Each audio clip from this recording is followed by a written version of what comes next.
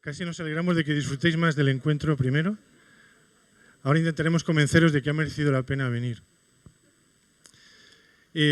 Así, una cosita rápida. Lo primero es que para los que se sientan más cómodos hay mascarillas a la entrada. Y cualquier opción es válida y legítima. Llevarla, no llevarla, sentiros... Más que nada el criterio, un poquito la tranquilidad de cada uno. Es cierto que hay como una eclosión de casos otra vez y de hecho algunas personas no pueden venir esta tarde por esto precisamente. Entonces, si alguno se ha olvidado la mascarilla en casa, pues no dude y está más tranquilo. Este sería el primer aviso. El segundo es comentaros un poco la agenda de esta tarde. Celebramos dos cosas. La primera es el fin de curso, después de 9 meses intensos de trabajo. Y la segunda es celebramos también los 40 años de cristianismo. Y podemos decirlo al revés, celebramos 40 años y en el 40 pues lo hemos celebrado trabajando y como un curso académico. No hemos hecho una gran celebración de los 40. Normalmente estas cosas pues se hace un logo especial o se adapta el logo y ¿no? En la comunicación y todo esto. Bueno, era el tema post-COVID, de cambios de dirección, bueno, todo esto nos ha pillado y más bien pues hemos hecho, como dicen en inglés, un low profile, que quiere decir que hemos hecho poquita cosa, pero queríamos celebrarlo. Y entonces, bueno, pues estáis aquí de cumpleaños y fenomenal. Lo que vamos a hacer ahora, una introducción, un momentito, un tiempito de oración que nos va a ayudar Manu para comenzar esta tarde. Y después lo que es la celebración propia de los 40 años lo vamos a hacer con un vídeo. Pau, Monse nos han ayudado a preparar un vídeo que Pau lo va a explicar mejor pues para celebrar estos 40 años y yo creo que vais a ver ahí a muchos de los conocidos y los que no aparezcan en el vídeo, con que os giréis, los vais a ver. Están todos en esta sala, así que esto queda súper representado. Y después del vídeo, entonces, lo que tendremos será una mesa redonda. Hemos invitado a algunos amigos y amigas que Sonia va a moderar, los presentará mejor, pero Monse, Francisco, Giuseppe y Laura, y sobre todo para reflexionar hacia el futuro. Un poquito el mensaje que cuando nos juntamos a pensar en los 40 años nos salía poca nostalgia, mucho agradecimiento, poca nostalgia y muchas ganas de futuro. Lo resumiría así, ¿no? Entonces, un poquito de nostalgia, ahí está el vídeo, bueno, no es para llorar, espero, pero un poquito, es legítimo. Mucho agradecimiento todo el rato y con vosotros aquí. Y la mirada del futuro nos van a ayudar, ¿no? Les hemos pedido que nos ayuden a mirar el futuro, qué podemos hacer, pistas, orientaciones. Van a compartir desde Milán, desde Lisboa y desde aquí, desde Cataluña, pistas y miradas que nos puedan ayudar. Bueno, pues con esto me paro aquí y le dejo a Manu que nos guíe ahora.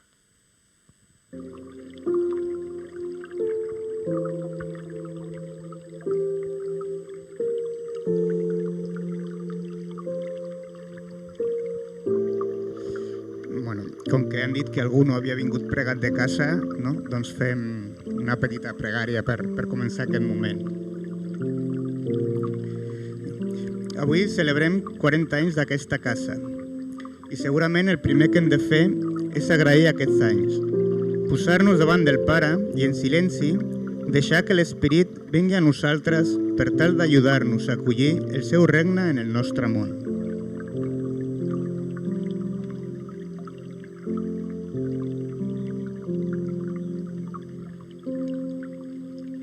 I per això comencem en una petita pregària. Ens posem en la seva presència, fent un moment de silenci per tal de poder acollir-lo.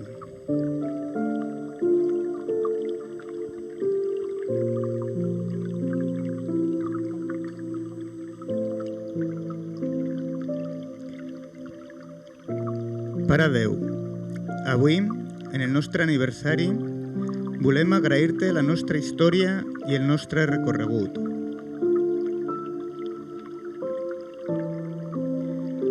Al llarg de 40 dies i 40 nits va ploure mentre Noé estava a l'arca. Al cap de 40 dies, Noé va obrir el finestral per veure un cel nou. Avui, et demanem que ens ajudis a veure el món que ens trobem, en esperança i il·lusió, com un nou regal teu.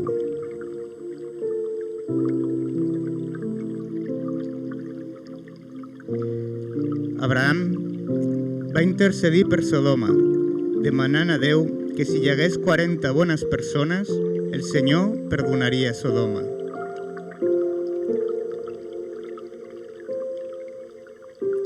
Avui et demanem, Pare, que ens ajudis a ser paraula i intercessors d'aquells que no tenen veu.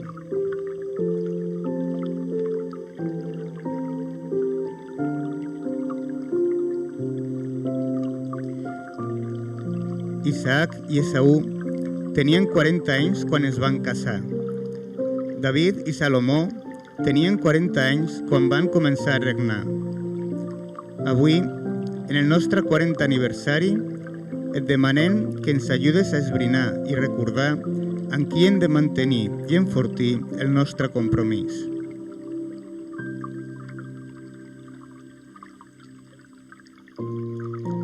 En 40 anys, Moisès va visitar els seus germans israelites.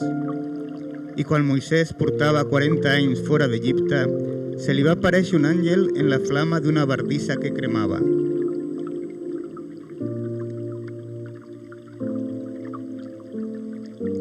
Avui, Pare, et demanem que ens ajudis a mantenir els ulls i les orelles obertes per escoltar-te, per relacionar-nos amb tu i potenciar la nostra espiritualitat, per visitar els nostres germans, no només per parlar d'ells o pensar des d'ells.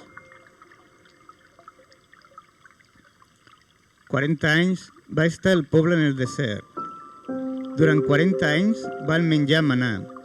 Durant 40 dies es va quedar Moisès enmig del núvol en el Senyor. Durant 40 dies va explorar el país al qual aniria el poble.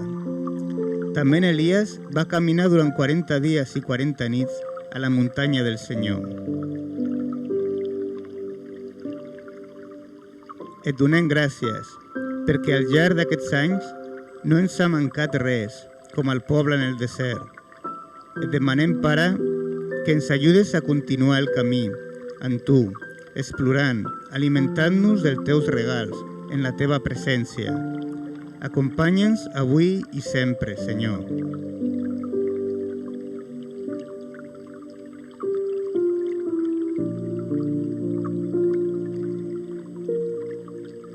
I diu el llibre dels Macabeus que durant gairebé 40 dies hi hagué aparicions de cavallers per Jerusalem, que tothom esperaven foren una bona senyal.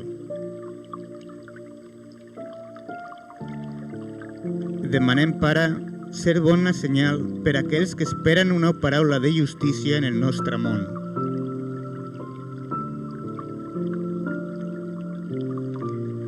Durant 40 dies, Jesús va estar al desert, on va ser tentat. Et demanem, Pare, que ens ajudis a superar les tentacions que tenim al voltant, tentacions personals, d'orgull, d'egoisme, tentacions grupals i socials, per mantenir-nos fidels a tu i al teu missatge, a la missió que ens van encomanar com a entitat.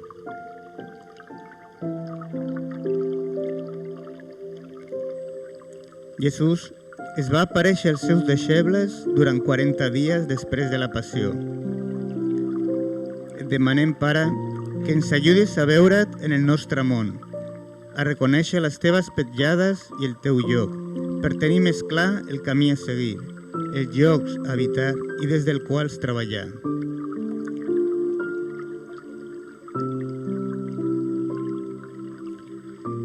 Ajuda'ns, doncs, a continuar fidels a tu, a fer camí com Ignasi va fer un camí físic que va esdevenir un camí espiritual, per cada vegada servir més i millor.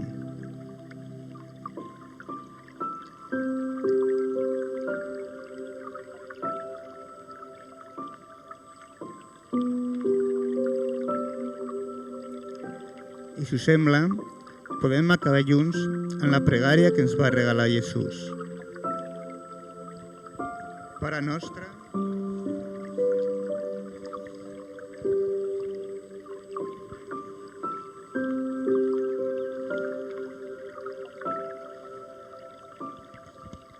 Doncs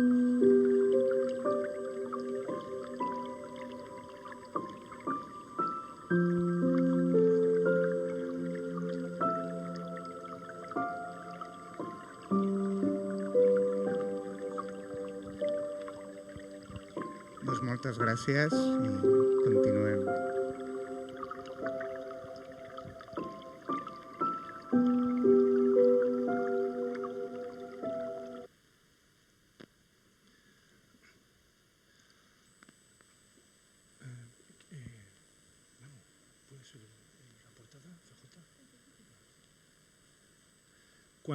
Cuando preparábamos este encuentro hay un momento de pánico que es cómo presentamos las actividades del año. Y entonces, pequeño momento de pánico porque todo el mundo teme pues una hora de presentación, tal. Bueno, entonces vamos a intentar presentarlo súper rápido y ya está. Pero que la rapidez no sea injusticia, es decir, que no se transforme en no reconocer pues la cantidad de horas de dedicación de personas que desde septiembre que inauguramos, octubre comenzó la inauguración del curso, pues durante todo este curso han estado participando en seminarios, reuniones de grupo, cantidad de eventos. Bueno, cosas así, esto es un pequeño test también, porque yo no sé si todo el mundo sabe que en esta casa, o sea, en Cristianisme, publicamos esta revista, Selecciones de Teología. Un pequeño test. ¿Quién no lo sabía? Venga, no es de vergüenza, levantad la mano. Ahora todo el mundo aquí haciéndose, ya van 2, 3. Bueno, de acuerdo. Bueno, pues esta es una revista muy antigua, y es un trabajo de orfebrería intelectual. Se buscan artículos de revistas en múltiples de teología, obviamente, selecciones de teología, en lenguas diversas, castellano, catalán, inglés, francés, alemán, sueco creo que todavía no, y alguien lee estos artículos, dice que es bueno y alguien se dedica a concentrarlo y a resumirlo. Y en unas poquitas páginas pues te llevas toda la idea del artículo, ¿no? O sea que, bueno, pues este trabajo de orfebrería se va haciendo aquí. Jaume Flaqué, compañero nuestro, lo ha hecho durante muchos años y ahora pues nosotros heredamos esta tradición y la intentamos mantener. Aquí no pueden faltar los cuadernos, ¿no?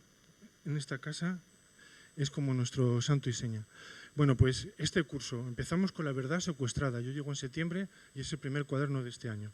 Si no os acordáis, volver a él. Pero más que nada es este día de la posverdad, ¿verdad? Y está muy de actualidad.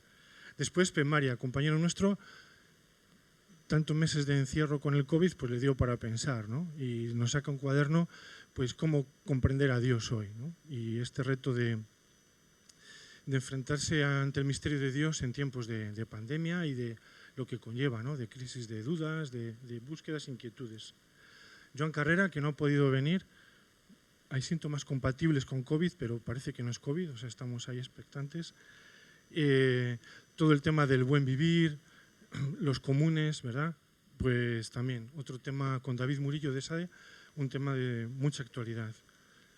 Hay un test interesante en esta casa, cuando sale un cuaderno y de repente llega un mensaje, dice, lo hemos trabajado en nuestro grupo de la parroquia.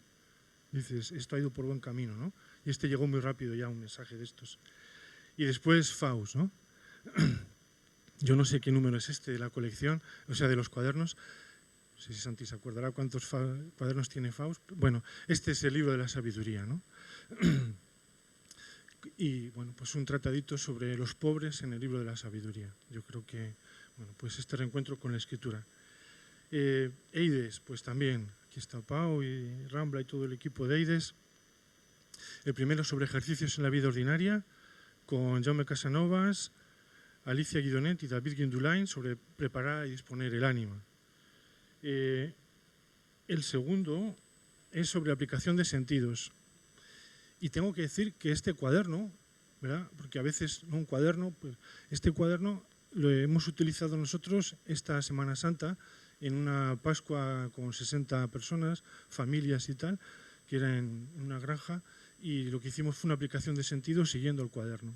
O sea que esto no es solo teoría, esto se puede aplicar en la vida, muy bien además. Y después, este cuaderno es nuestra pequeña contribución durante este año los jesuitas hemos estado celebrando los 500 años de la conversión de San Ignacio. Y aquí en Cristianismo se llevó adelante un curso que trató de mostrar distintas vocaciones, distintos giros en la vida, como fue en la vida de San Ignacio, ¿no? Esta idea de girar, ¿no? En la vida.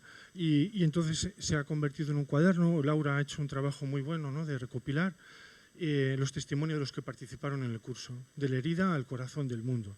Y bueno, pues es un documento con introducción de Rambla, con texto de Meloni, con José María Lozano sobre el tema de la vocación, y también es de los cuadernos así buenos, ¿no? Aquí nunca hay ninguno malo. Este está también bien. ¿Qué más cosas hemos hecho? Seminario de teología, seminario social, seminario de espiritualidad, todos los meses, ¿no? Toda esta actividad ha continuado. Grupos diferentes, grupo de sostenibilidad, de género, y un grupo que a los chicos nos tiene ahí en la intriga, que es un grupo de solo chicas sobre espiritualidad ignaciana. Pero ya eso está muy bien y nos tiene ahí todos bien. Este libro es fruto del curso del año anterior en el Centro Dios. El segundo semestre de cada curso, el curso de los jueves, está dedicado a temas de diálogo interreligioso. Y aquí yo creo que pues Alicia está haciendo un trabajo muy bueno y esta vez pues, se consigue una publicación también, ¿no? Toda esta experiencia multireligiosa que se puede compartir y se hace accesible también a través de estos cursos. Este es un libro que está coeditado con Claret y son escritos de un compañero jesuita joven que falleció, Marc Vilarsau, Amor que crema. Bueno, pues también, ¿no? Hubo presentación aquí del libro y una vida y sobre todo sus escritos que siguen inspirando. Y last but not least, que dicen los ingleses, quiere decir el último, pero no es mucho menos menor, está ahí el autor, ahí, una manera de estar en el mundo. Es la versión en catalán de este libro de José María Rambla.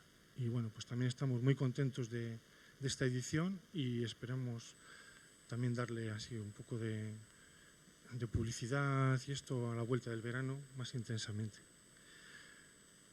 ¿Qué más cosas hemos hecho? Pues Sonia ha estado con el blog todo el año, Dale que te pego. Pau ha estado en comunicaciones, redes sociales, manteniendo esto. Gemma ha estado ahí manteniendo a los suscriptores, comunicación, campaña de Navidad, una actividad muy intensa.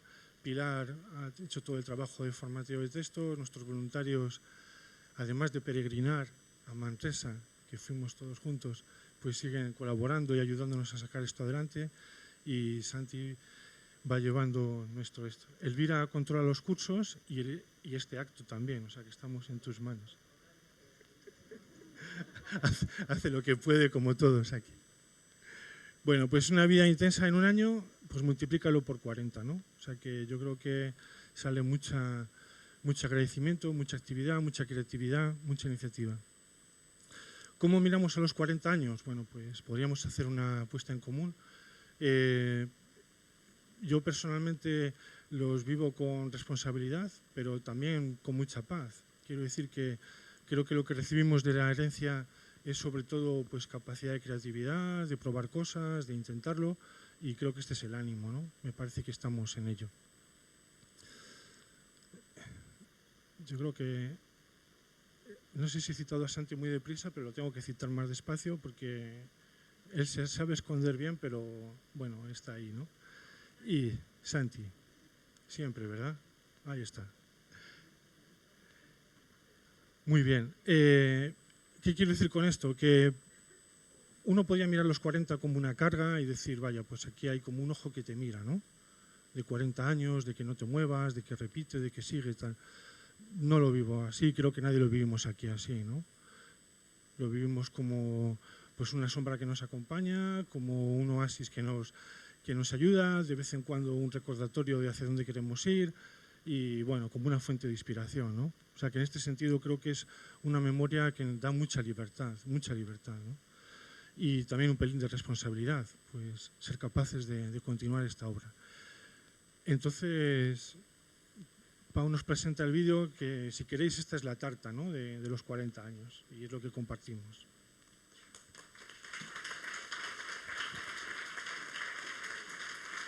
Vale. res, ara veurem el vídeo, que és un vídeo de res molt senzill de celebració i una mica homenatge d'aquests 40 anys, i és també al mateix temps un petit homenatge a certes persones que, no totes evidentment, però que han fet possible que avui estiguem aquí. Amb una mirada... Espera un segon. Tranquil. Vaya spoiler. No, amb una mirada posada... En una mirada posada en coses que han passat, però també en coses que estem fent ara i també una mirada en el futur. Aleshores, en ell veureu com... 81, devia de ser 82, i em diu que acaba d'escriure... Ara el sentim.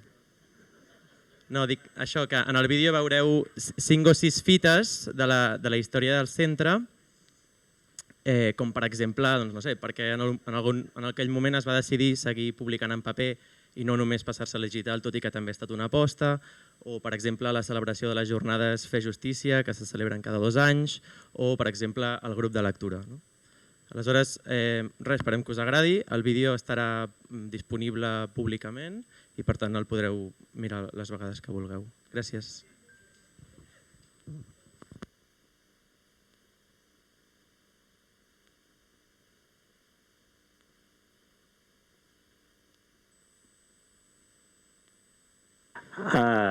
N'hi va haver-hi una altra, i una altra vegada que va venir el Joan Sobrino i que vam fer venir...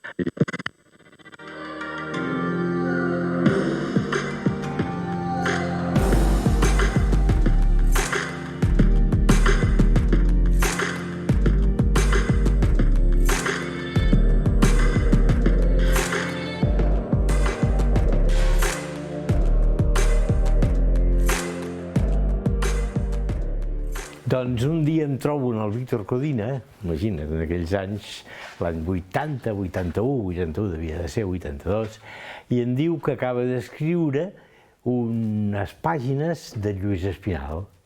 I dic, home, ho podríem publicar, això? I aleshores, bueno, vam fer una edició ben senzilla, el format aquest més simple, de mitja quartilla, no? El vam fer imprimir amb una imprenteta de no res i el vam començar a repartir.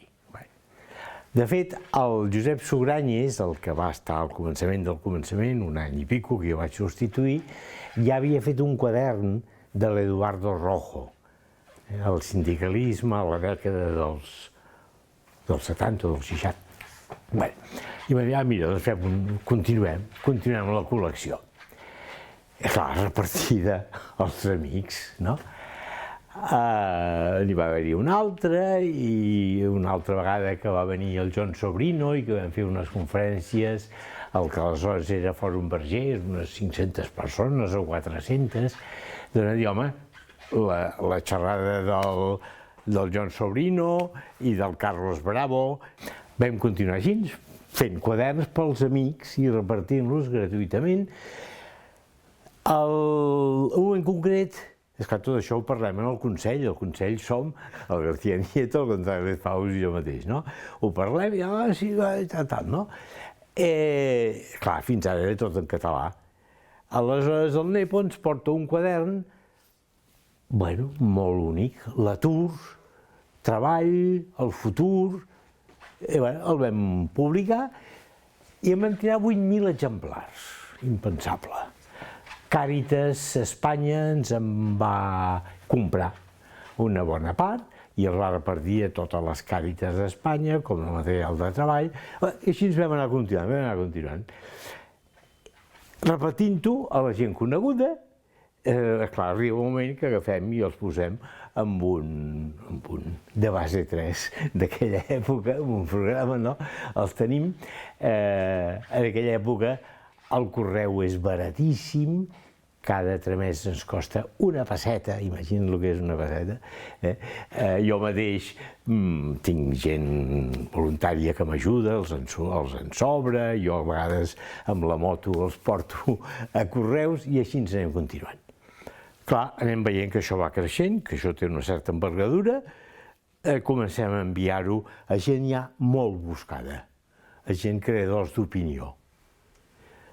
Anem pujant, jo crec que vam arribar a 60-65.000 exemplars de tirada, en català i en castellà ja, i a mida que els anàvem enviant gratuïtament a la gent, vam dir, home, hauríem de fer una carta anual dient, miri, escolti, vostè rep això gratuïtament, tenim moltes ganes d'enviar-li perquè vegi què fem a Cristianisme i Justícia, si vostè vol col·laborar. Esclar, vostè no col·labora com una subscripció de quadern, bueno, com passa ara, no? Vostè col·labora a la institució. I vam anar descobrint, clar, al cap de 2 o 3 anys, que ens autofinançàvem amb això. Quin miracle! Dèiem, això és la paràbola del sembrador de l'Evangeli. Tu tira la llavor on sigui, es trepitjarà, però una mica fructificarà. A mi sempre m'agrada recordar un cas que de Mèxic ens van escriure, ens va dir, miri, he trobat un quadern de vostès trepitjat per terra, l'he agafat, l'he vist, m'interessa molt, m'hi subscriuen, sisplau. I el vam posar. Això és el que preteníem. Tirar llavor per tot arreu. Aquest va ser l'inici. El centro nació por iniciativa de Ignasi Salvat. La congregación 32 de los jesuitas acuñó el decreto aquel de que la misión de los jesuitas es promoción de la fe y lucha por la justicia. Salvat pensó, ¿qué puedo yo hacer? Era provincial entonces y se decidió a fundar este centro. Y entonces a mí me llamó por un lado, a Juan García Nieto por otro, digamos, un teólogo, un socialista, y al Kiko Riera, que era el gran organizador. Y entre los tres empezamos el centro en una habitación nada más de la residencia de Llúria, que vosotros conocéis todos. Ahora ocupamos ya casi un piso. ¿Cuánto durará? No lo sabemos. Lo único que quisiera decir es que el lema que nos pusimos era 3 cosas que no faltasen nunca. Por un lado, el rigor intelectual. Por otro lado, la vivencia espiritual. Pero por otro lado también el contacto directo y la experiencia social, porque sin esto no se articulan los otros dos. Esto podría ser lo que hoy... ¿Cuánto durarà? Eso solo Dios lo sabe. El bloc de Cristianisme i Justícia neix al voltant del març-abril del 2009 ja, o sigui que fa uns quants anyets, a iniciativa una mica de l'Òscar Mateos i el Xavi Casanovas, que trobaven que hi havia la necessitat de respondre des d'una reflexió rigorosa igualment i en profunditat, però de respondre una mica més a la immediatesa de la notícia, del que ens estava passant al voltant, i això ho permetia més un format tipus blog que no tant els quaderns o els papers, que són més de producció a fuego lento, en certa manera. I això va anar també en paral·lel amb una presència en xarxes socials que no existia en el centre i que s'ha anat incrementant en els darrers anys i col·locant també el missatge del centre a l'abast de gent més jove i que es mouen amb uns altres llenguatges i en uns altres terrenys. Hombre, la teología de cristianismo y justicia está emparentada con las teologías políticas europeas y con las teologías de la liberación, porque la perspectiva de la justicia y la perspectiva de las víctimas o de los pobres es muy importante, o mejor dicho, es la que marca la orientación teológica.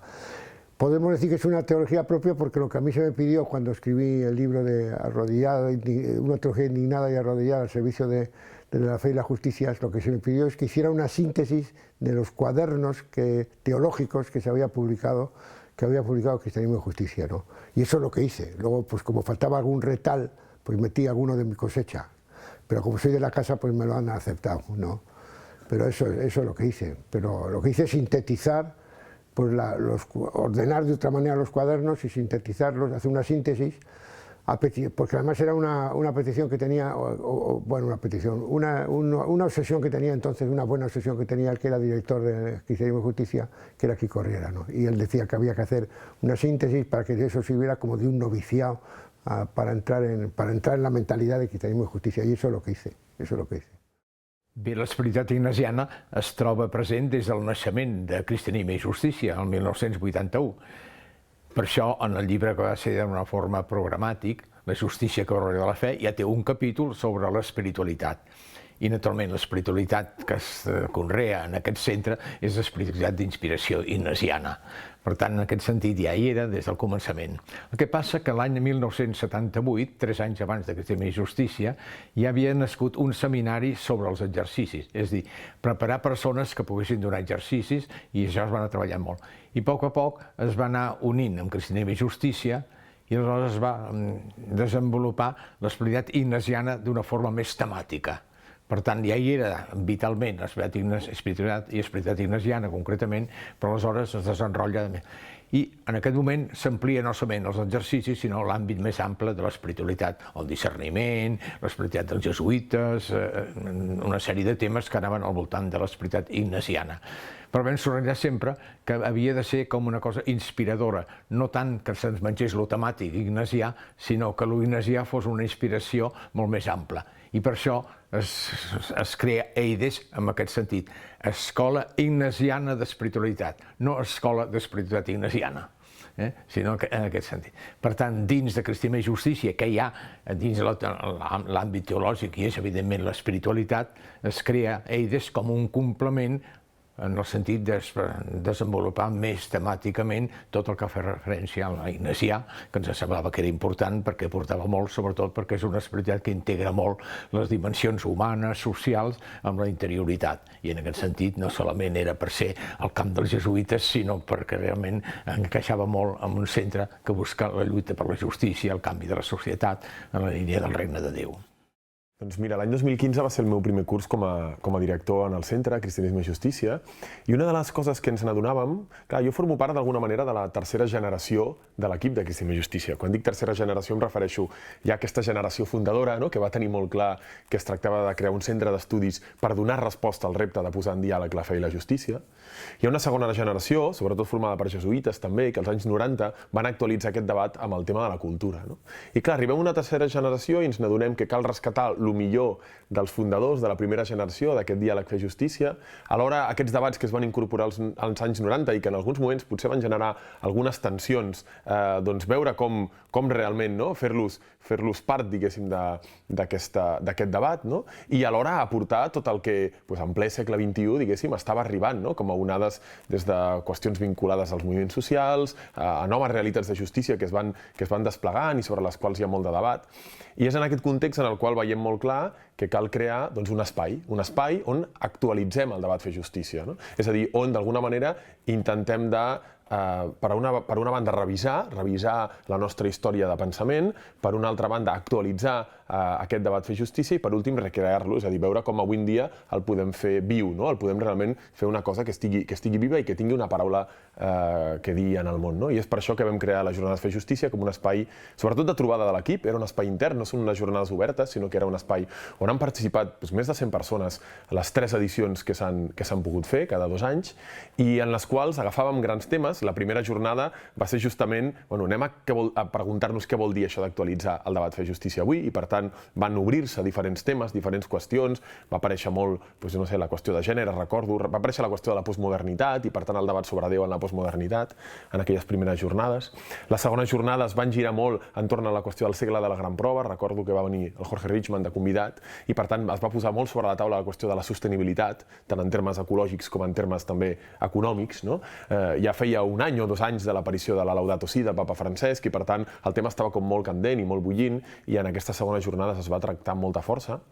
I les terceres jornades anaven entorn a la qüestió de la postveritat, la mentida, la veritat avui en dia, els populismes, a l'àmbit de la política, eren altres qüestions que també impacten en el debat fer justícia. Per tant, jo crec que aquestes jornades han servit com un espai per una banda d'actualitzar el debat fer justícia avui, de fer-lo viu, de donar-nos de quins són els temes i això ha nutrit les nostres publicacions els últims anys, i per una altra banda com un espai d'encontre, perquè cada cop hi ha més gent participant en l'equip de Cristianisme i Justícia, també gent d'altres bandes i la qüestió de poder-nos tancar durant 2 dies sencers, on tots els participants de la jornada eren membres del mateix equip, és a dir, potser teníem un ponent inaugural, no hem tingut un ponent inaugural, però la majoria de les taules estaven muntades per gent de l'equip, doncs ha sigut jo crec que una gran oportunitat per reconèixer-nos com a equip i per recrear-nos de nou. Per mi el grup de lectura és com un espai d'acompanyament de les meves inquietuds socials, també dels meus compromisos socials i va néixer una mica d'una necessitat més com formativa, no? Però el grup que s'ha anat creant, doncs hem agafat aquesta dinàmica, no? D'acompanyar-nos els uns als altres doncs en això, en els ressons que tenim en el dia a dia i de les qüestions que ens preocupen del món, que necessitem doncs, una reflexió més profunda per entendre. I això ho fem a través dels llibres, a través dels convidats, que al final és com el pretext que ens ajuda a aquesta construcció col·lectiva.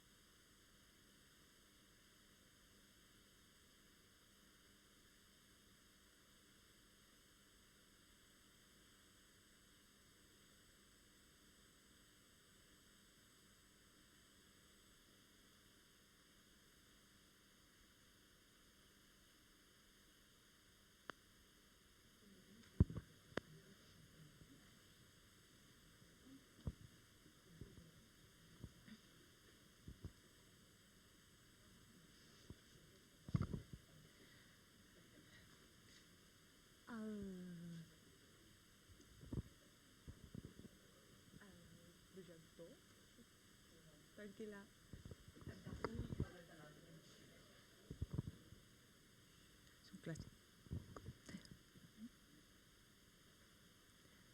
És que aquesta sala ens té mania. Això els que treballem aquí ho tenim molt clar des de fa molts anys. Té vida pròpia, fa aquesta... Gràcies, Elvira. Bé, doncs, bona tarda a tothom. Estem de celebració aquestes setmanes i ja està molt bé, no? Perquè venim d'una etapa de molt tancament. El José Ignacio deia que ha habido unos cuantos caídos, jo sóc una de les caïdes, o sigui que després quan no em toqui parlar em tornaré a posar la mascareta perquè ja vaig de sortida, però bueno, per si acaso. I rescatant una mica i per fer una mica d'impàs entre una cosa i l'altra, crec que una cosa que veient aquest vídeo i el que s'ha comentat fins ara, una cosa, i ho parlàvem avui dinant, ho hem dit 20.000 vegades, ho hem comentat amb el Xavi, amb el Llorenç, amb molta gent de l'equip, que és una cosa que podem posar en valor i que ens ha de fer sentir molt orgullosos i orgulloses a Cristianisme i Justícia, i és que no hi ha hagut un trencament generacional, no hi ha hagut això de ve una nova generació i s'aparta o es vol fer tot de nou, perquè sembla que l'honor sempre és millor. Realment no, i crec que és una cosa que hem de valorar molt, com ens hem posat en diàleg i en reconeixement la generació fundadora i aquesta tercera i quarta generació. Veiem al final del vídeo la Marina Sampaio i aquí ens acompanyen la Laura, el propi Pau Quader, que formen part del grup de lectura altrament conegut com el grup de joves, per òbvies raons, i que ens fan precisament que aquesta mirada futur de la que parlava el José Ignacio fa un moment tingui sentit. I per fer aquesta mirada al futur, això és una mica capciós, però hem convidat amics, en realitat, que ens ajudin a fer... Això és una mica trampós, però malgrat siguin amics, crec que ho faran i jo els demano que ho facin amb una mirada crítica, que no siguin complaents, que no seáis complacientes con el centro. Y bueno, paso a presentar-los. Ens acompanyen Al meu costat, la Montse Santolino, que molts i moltes coneixereu, cocoordinadora de la FEDE.cat, la Federació d'Entitats per la Justícia Global d'aquí a Catalunya, i autora d'un dels papers que hem publicat aquest any i que ha tingut molta volada, que és el paper Tornar als barris, que molts haureu llegit. M'acompanya també en Giuseppe Riggio, director de la revista Aggiornamento Sociali i col·laborador del Centre San Fidele de Milà. Muchas gracias, Giuseppe. Laura Mor, directora de Catalunya Religió i membre de l'equip de redacció de la revista tant en versió digital com en paper des de fa 9 anys, em deies, Laura, Déu-n'hi-do, també. 9 anys porto jo també a Cristianisme i Justícia, passa ràpid. I Francisco Mota, responsable del Centre Cultural Broteria de Lisboa. A tots ells, això més o menys serà ràpid, però tindrà com 2 blocs, un més centrat en els reptes i un altre més específicament que miri cap a CJ. Si os parece, comenzamos, Giuseppe y Francisco, por vosotros. Hablad con total libertad, interrumpiros, que sea lo más libre todo posible. Y me gustaría preguntaros, uno, que nos pusierais un poco en contexto el centro, Brotería en tu caso, la revista Aggiornamento Sociali, para que no lo tenga igual en el radar, los retos que os estáis encontrando vosotros y también como dentro de la propia compañía y dentro de la Iglesia, por empezar. Para empezar de una manera simple. Simple y rápida y sencilla.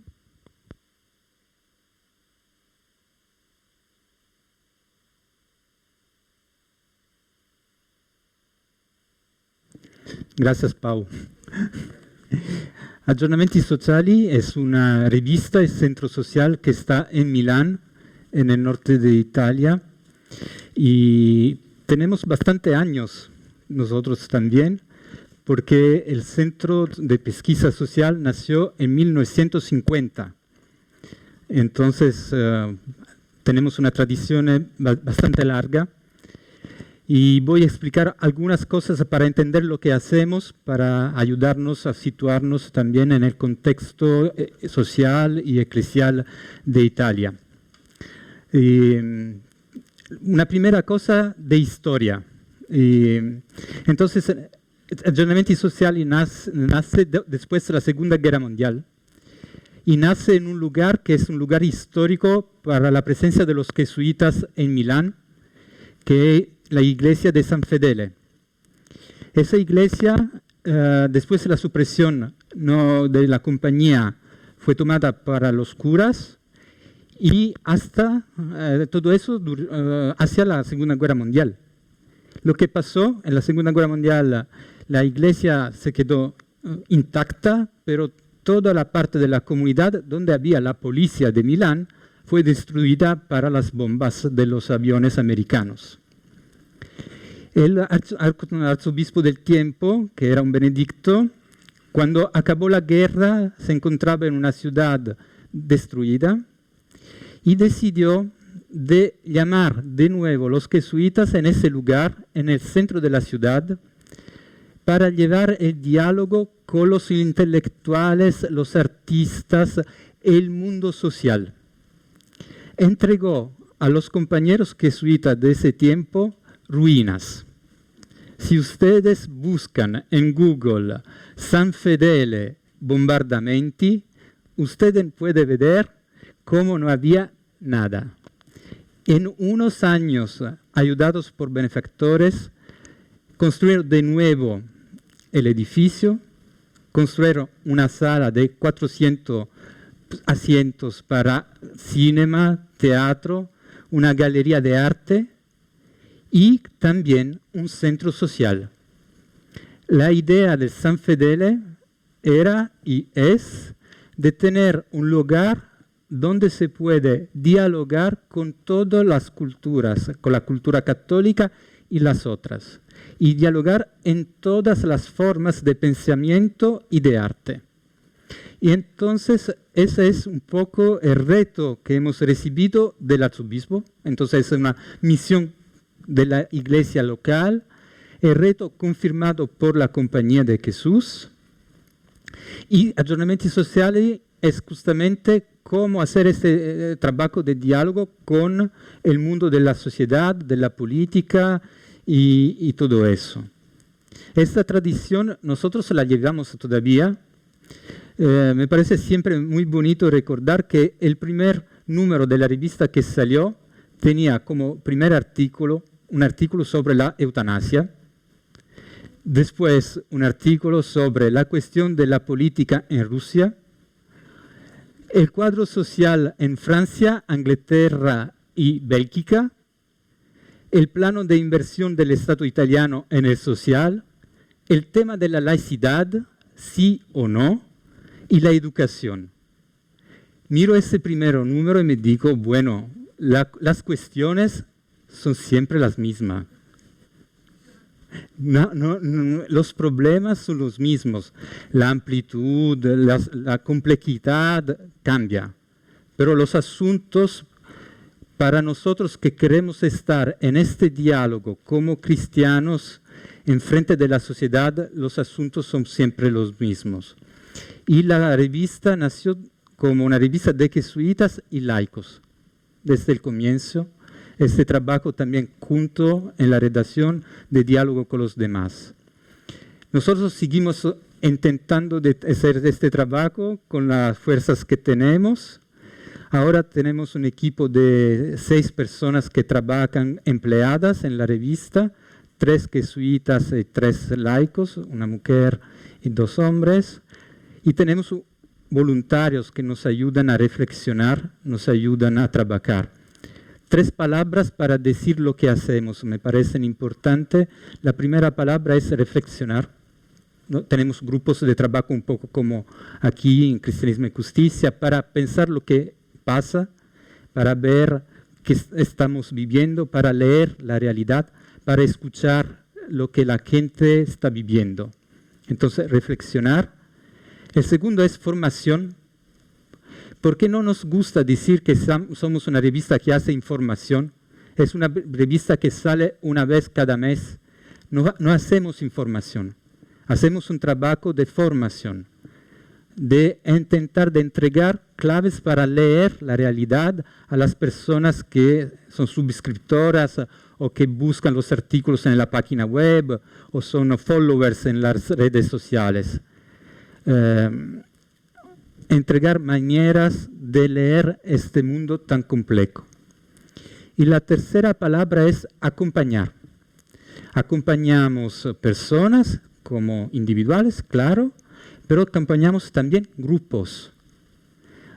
Grupos de cooperativas, de empresas, grupos de parroquias.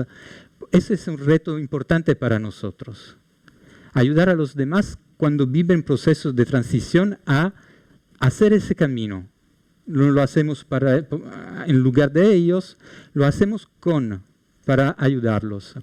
En todo eso, la palabra que nos ayuda es lo que hemos vivido y recibido desde también el magisterio de Papa Francisco ahora.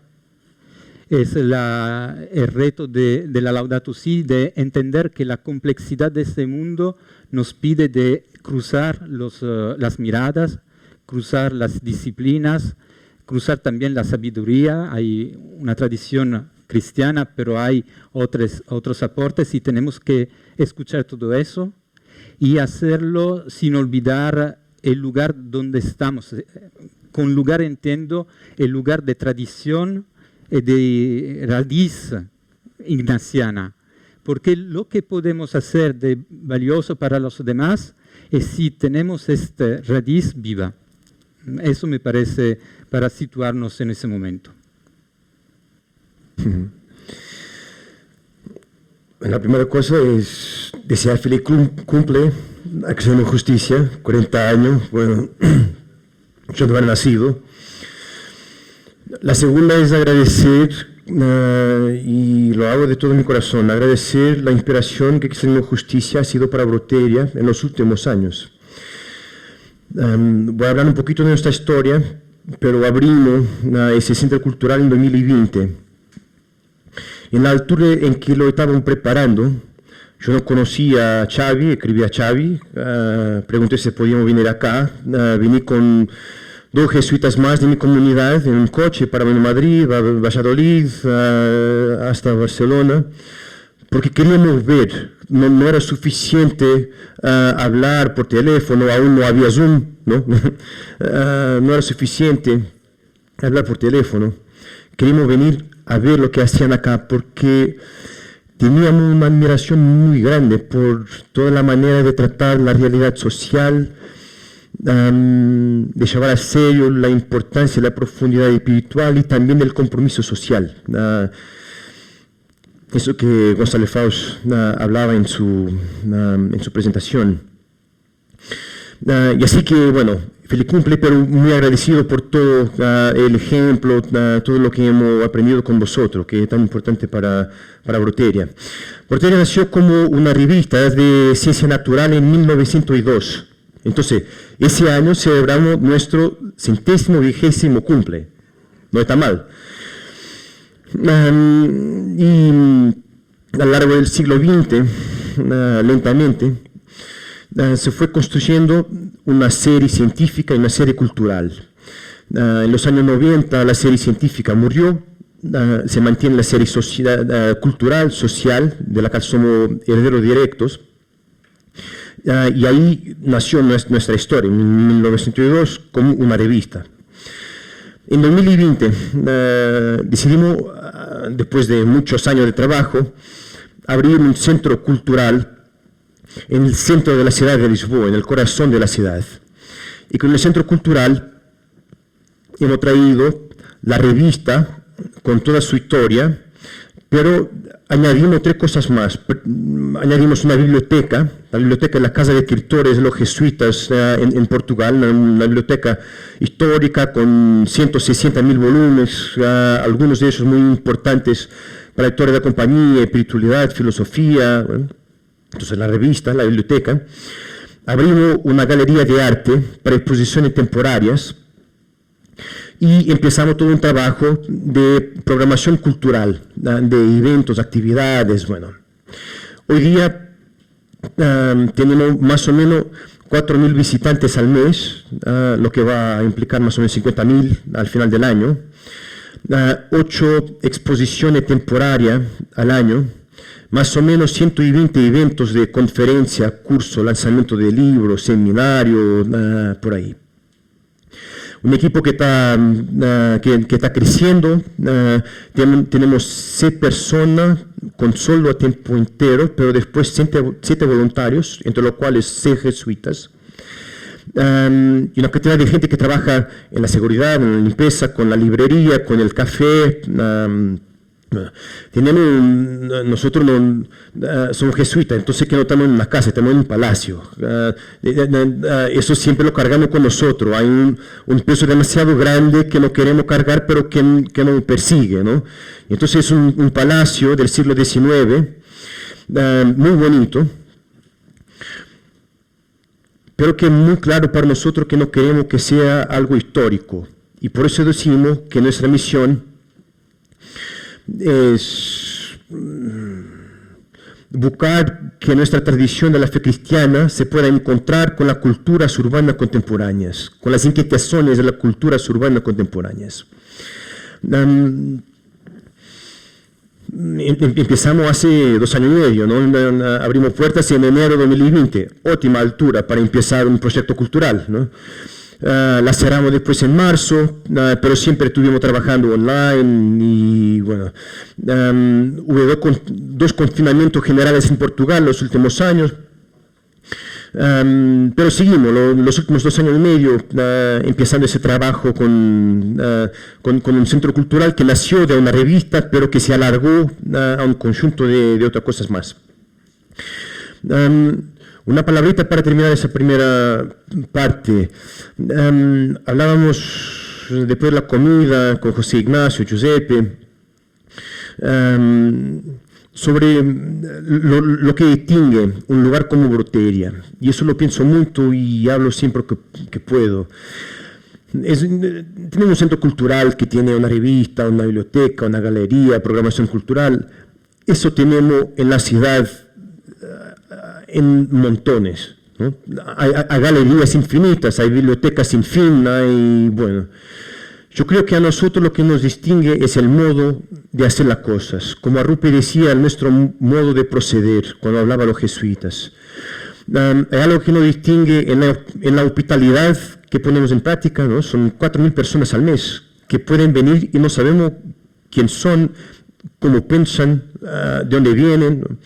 En la boca de la verdad, ¿no? De decir una palabra que es justa, que construye la justicia, bueno, y en el desarrollo de un modo de vivir que tiene atención a la belleza y la importancia de buscar la belleza en la arte, en la literatura, en la cultura, entonces hospitalidad, verdad y belleza. Y ese modo de vivir creo que nos distingue más que las cosas propiamente ditas que hacemos, ¿no? Publicar una revista, 10 números al año, bueno, hay mucho de eso.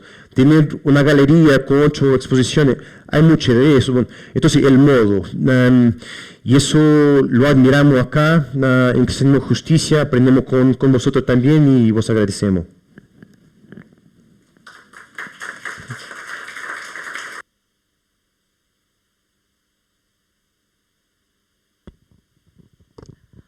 Obrigada, Francisco. Gracias, Giuseppe. Nosotros, o sea, decías que Cristianismo y Justicia es una inspiración y yo sinceramente os digo a ambos que vuestros centros también son una inspiración para nosotros y un espejo, ¿no? En el que mirarnos y que nos plantea muchos retos, ¿no? Pau y yo ya estamos ahí maquinando cosas. Bueno, siguiendo, ¿no? con esto de los retos, Montse, bueno, està clar, no?, el vincle que Cristianisme i Justícia ha mantingut amb el tercer sector, el sector social de la pròpia companyia, però no solament, també el tercer sector català. I per això, no?, per això et convidàvem, a part perquè ets amiga de la casa des de fa molts anys, perquè ens expliquis, no?, una mica també quins són, doncs això, no?, els reptes als quals ens estem enfrontant ara mateix al tercer sector i també aquelles potser iniciatives, no?, que albiris en certa manera i que puguin resultar inspiradores. Ahora no sé si... voy a hablar en castellano. También, bueno, felicidades, obviamente, felicitats, moltes felicitats. Moltes gràcies per convidar-me. No sé per què em convideu, o sigui, jo sempre us dic el mateix, però em torneu a convidar perquè us digui el mateix, pues yo lo sigo haciendo. Siempre me invitan para decir lo mismo y me vuelven a invitar para volver a decir lo mismo. Entonces, y muy súper interesantes vuestros centros y también felicidades, ¿no?, por eso. La pregunta que me haces necesito 4 horas para contestarla, pero tengo 10 minutos, exacto. Entonces, pues no os voy a decir nada que no sepáis, porque aquí hay gente que sabe mucho más de esto que yo, pero efectivamente el contexto social actual, después de una pandemia y de una guerra, y en plena guerra, porque no ha pasado, pues obviamente es bueno, dramático en muchas cosas, y el cóctel explosivo entre pobreza, desigualdad, pandemia, guerra, individualismo, la cultura del individualismo exacerbado, la destrucción absoluta del sentido comunitario. Bueno, pues eso tiene muchas implicaciones, ¿no? El tercer sector en todo tipo de organizaciones que trabajamos en estos temas, ¿no? Bueno, los datos, yo los repasaba en el artículo, lo que escribí, pero los datos pues son terribles, o sea, los informes de Cáritas cada año son peores, pero particularmente porque lo que describen hacen esa foto, ¿no?, de la fragmentación absoluta de la sociedad, ¿no? Los últimos informes van en esa línea, pero el último informe ya hablaba de que la sociedad catalana y española está, la catalana, fragmentada en 33-35%. O sea, hay una parte de la sociedad que es la única que está completamente integrada de alguna manera, que no es más del 33-35%, pero hay dos partes muy similares que un 30 y pico % está en la precariedad, o sea, colgando de un hilo, y otro que ya directamente está excluido. Entonces, eso es con lo que nos encontramos, ¿no? Más pandemia, más guerra. Claro, eso es preocupante y uno de los aspectos que a mí más me preocupan y a lo que más vuelta le doy es lo que eso supone los aspectos psicológicos, las consecuencias psicológicas de esa fragmentación y esa separación. Porque esa fragmentación, yo hablaba de volver a los barrios, esa fragmentación social tiene una foto también territorial y geográfica y una segregación territorial muy clara. Entonces, esa segregación social es una segregación cultural, es una distancia cultural, es una distancia psicológica, es una falta de empatía, es una falta de solidaridad y al final es una distancia emocional y una distancia cultural en el sentido de que cada vez nos entendemos menos porque habitamos mundos completamente distintos, ¿no? Y ahí creo que están buena parte de los retos. También hay desconexión cultural, y también desconexión espiritual, obviamente, pero creo que en esa desconexión de, por ejemplo, los partidos de izquierda con los barrios obreros, el auge de la ultraderecha, creo que todo eso está muy relacionado, ¿no? Esa desconexión está muy directamente relacionado con eso, ¿no? Y en el tema particularmente, ¿no? Pues de las organizaciones sociales, el tercer sector, etcétera, pues creo que eso, digamos, ha tenido una eclosión muy bestia con la pandemia, o sea, con la pandemia y ahora también con el tema de la guerra de los refugiados, ¿no? Las nuevas manifestaciones de todo eso. Entonces, una pandemia es una situación extrema, el primer confinamiento durísimo significa que esos trocitos de sociedad se quedan encerrados, pero no estamos todos en el mismo barco, a pesar de lo que nos dijeran, y la manera de atravesar eso es radicalmente diferente en unos sectores de la sociedad y en otros, ¿no? Y la realidad es que en ese momento más duro de la pandemia tienen que volver a surgir los grupos de ayuda mutua. Ahí el territorio, en una situación de crisis importante y de desastre, el territorio sí que es importante y las herramientas tecnológicas nos ayudan, pero de repente la supervivencia pasa por tener un grupo de apoyo mutuo cerca y todo lo que se ha estudiado más tarde, pues lo que nos viene a demostrar es que hubo unos grupos de autoayuda que funcionaron súper bien para ayudar en los barrios y hubo otros que tuvieron muchísimas más dificultades y que eso también tenía que ver con el nivel cultural y económico previo de la gente. O sea, donde las iniciativas organizativas de innovación social surgen y funcionan de una manera más rápida y más dinámica y más eficaz es donde hay capital cultural. En los barrios y en los espacios donde no hay ni capital económico, ni capital cultural, ni redes, ni nada, pues obviamente todo eso es mucho más precario y mucho menos eficaz también, ¿no? Pero en cualquier caso, nos encontramos ante una situación en la cual se destapa un montón de pobreza extrema, precariedad absoluta, de gente que que realmente sobrevive porque sale de casa a hacer cualquier cosa, como habíamos visto en tantos países del sur global. Eso también pasa aquí y de repente cuando encierras a la gente en casa, ahí descubres la auténtica pobreza que también estaba escondida, ¿no? Y todas las dificultades que supone de repente tener que sacar comida de donde no la hay y cómo pues descubres que en Hospitalet, por ejemplo, descubrimos que hay miles de personas que de repente aparecen que están fuera absolutamente del radar de servicios sociales y que además durante los primeros 20-25 días no tenían acceso a ni siquiera llamar a trabajadoras sociales porque ni siquiera tenían expediente abierto, que eran todos los sin papeles, todos los precarios. Esa gente dependió directamente de su supervivencia de la ayuda mutua. Entonces, como siempre decimos, en los desastres sale lo mejor y lo peor, efectivamente. ¿Íbamos a ser mejores? No. Han salido iniciativas que han manifestado lo mejor y lo peor también, ¿no? Pero lo peor en muchos casos significaba que no había manera de contactar con una trabajadora social y tampoco tenías dónde conseguir comida y además te multaban por salir a la calle. O sea, y creo que además tenemos que como tener muy presente que, a futuro las cosas no van a ser mejores. O sea, que sí que creo que nos tenemos que ir preparando para, introducir o tener claro que ese tipo de situaciones se pueden reproducir en el futuro, ¿no?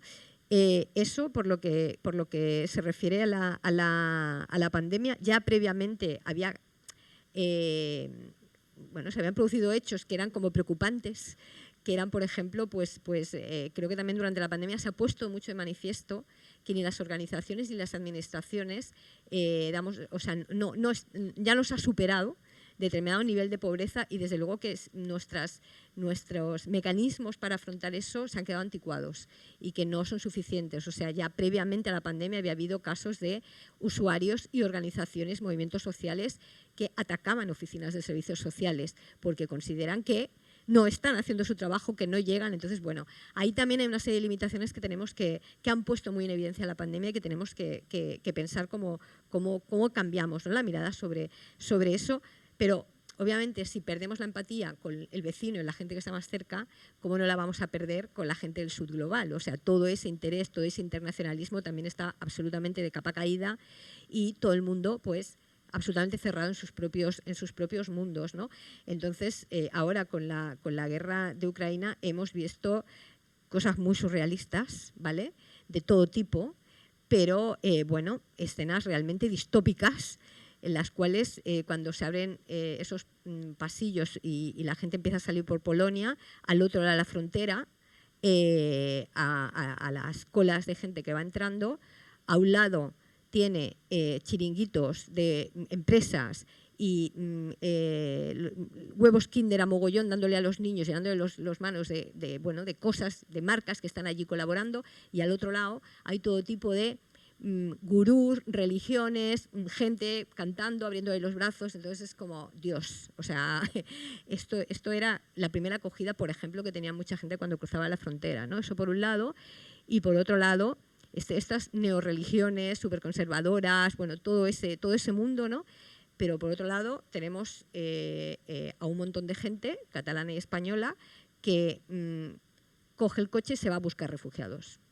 Y se va a buscar refugiados y tenemos unos medios de comunicación que alientan ese tipo de iniciativas individuales y se van a buscar refugiados con estos arrebatos solidarios sin saber dónde van, sin ninguna organización detrás. O sea, este individualismo extremo también en esa manera de mostrar la solidaridad o esas iniciativas solidarias sin tener en cuenta que podían alimentar la trata de personas, como de hecho estaba sucediendo, y además que cuando la gente de las ONGs les decíamos esto no está bien, obviamente nos decían de todo. ¿Por qué? Porque ¿cómo se nos ocurría no alabar el espíritu solidario individual, ¿no? Bueno, pues después de eso, que ya dijimos esto no es la mejor idea, obviamente 15 días después, un mes después, 2 meses después, gente que ha acogido a personas en casa sin ningún tipo de control, a menores sin informar a nadie, pues claro, ahora están volviendo a Cruz Roja, al ayuntamiento y decir, es que ya no lo quiero, es que ahora ya, es que ya está, es que claro, tenemos problemas de convivencia, es que cuesta un dinero, entonces pues que ya está, que ahora te lo devuelvo, ¿no? Claro, o sea, este tipo de, de cómo estamos integrando y mostrando esa solidaridad socialmente, ¿no? Y lo que supone eso de cómo estamos entendiendo la solidaridad sin organización, sin continuidad, sin hacerlo de una manera no ya profesional, sino simplemente responsable, ¿no? Entonces, bueno, esto es todo lo malo que ha pasado, pero ha habido cosas buenas también, ¿vale? Entonces, no, sencillamente para acabar de apuntar, pues como que también se ha mostrado todo lo bueno, pues ha habido muchísimas iniciativas de apoyo mutuo, ha habido muchísimos vecinos que han salvado vecinos, muchísima gente que por fin ha conocido a sus vecinos porque le ha ido a llevar comida o le ha ido a subir la compra. Entonces, sí que ha habido espacios que nos han permitido recuperar cierto espíritu de comunidad, y creo que todos los retos que nos tenemos que plantear en el futuro están ahí, ¿no? En estirar de esas iniciativas, pero también plantearnos un poco desde ese apoyo mutuo e inmediato esas grandes macroestructuras que hemos montado de solidaridad, también replantearnos esas macroestructuras si realmente ahora mismo y con la situación que tenemos, pues no tenemos un poco que volver a los derechos básicos, a las organizaciones de base, a la ayuda mutua y recuperar un poco todo eso o apoyar ese tipo de... para realmente reconstruir comunidades y vínculos, que es lo que nos está faltando y lo que hemos destruido. Punto.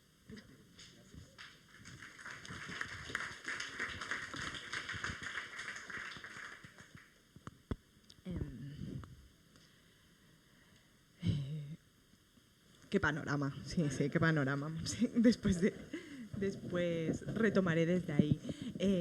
Laura, a tu et volíem demanar que ens facis una mica aquest mateix anàlisi o aquesta mateixa diagnosi, però des de l'Església, des de com veus l'estat actual de l'Església catalana, que és l'àmbit on ens situem, a Cristianisme i Justícia, i també quines iniciatives, picada d'ullet, perquè ja saps en realitat de què vull que parlis, però quines iniciatives, a part d'Alcem la veu, ens poden resultar inspiradores o ens estan marcant en certa manera el camí a seguir.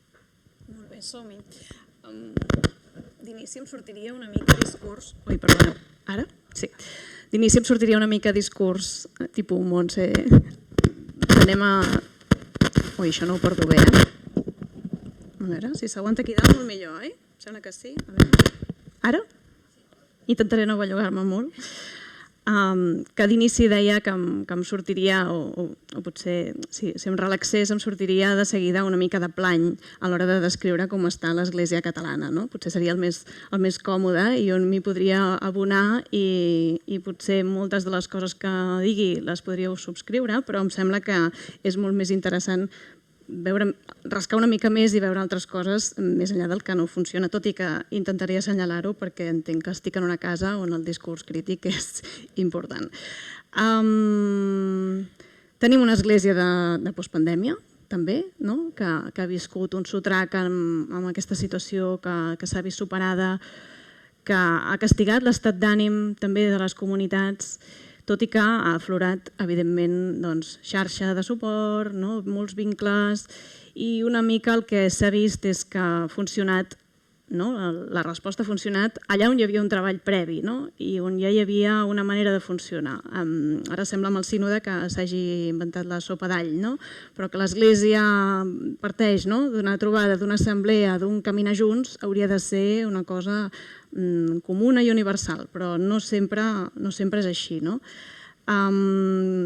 Per tant, l'Església està en un moment, entenc, també de descobrir i proposar noves veus i nous lideratges, en un moment en què tot trontolla també calen altres missatges a passar.